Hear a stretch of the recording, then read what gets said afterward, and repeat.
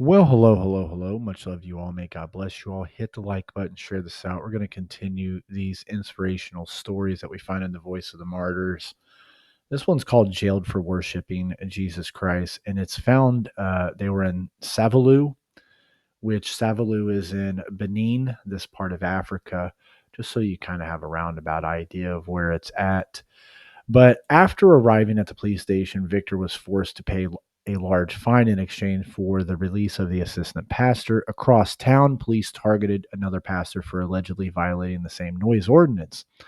Authorities confiscated the musical instruments and imposed a large fine on that church, but fines and property seizures were not the only tactics that the Savolous authorities used to intimidate the local church. On February 12th of 2024, police returned to Victor's church at a time when the church members weren't using musical instruments or amplification. We were just clapping our hands and worshiping the Lord, he said. Surprised at their return, Victor asked the police why they were there. They said that when we were praising God, we clapped too much and we sang too loud, he said. Then they ordered Victor and some church members to load the church's musical instruments, which weren't even being used, into the police vehicle. No, I will not do that, Victor replied. We use the drums to glorify God. You are the policemen that want to take away the drums.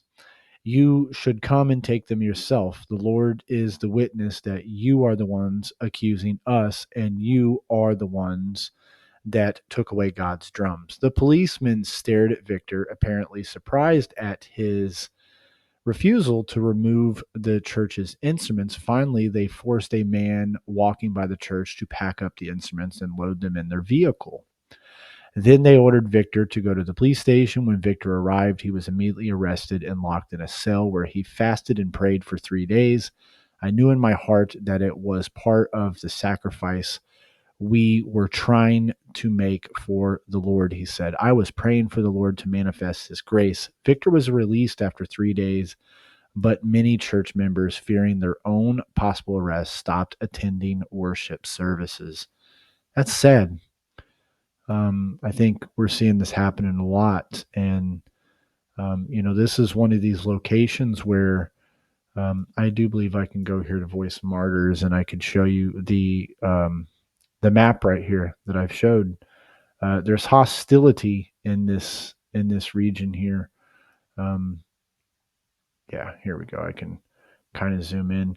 You have hostility in this region. These areas are restricted. I mean, you'll be like shot and killed in areas like this that are restricted. A lot of restriction.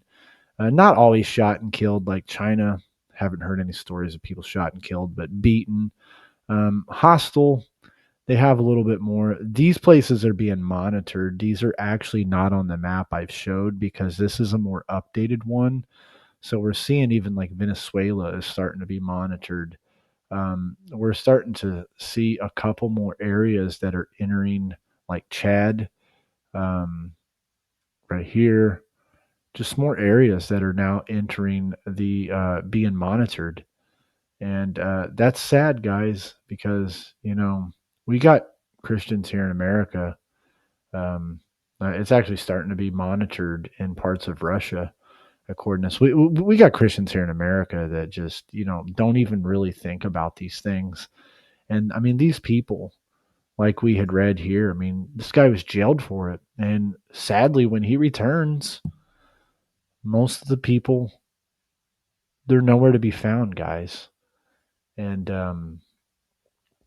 we got to continue to pray for these people across the board. I mean, many of these areas are, some of them are starting to now be monitored, that they're following suit along with them.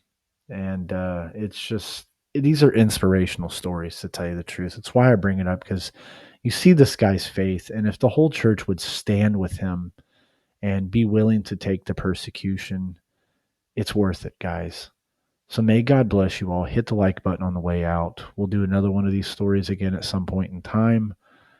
Continue to pray for the persecuted church. As you know, worldwide, it's growing. And I'm honestly shocked that I'm seeing monitored up here in Russia. That is a area that is not on the map that I have showed previously. So we're seeing some updates with this map, which is kind of alarming that there's a few more places now added to it, but expected, guys, with the signs of the times. May God bless you all and much love.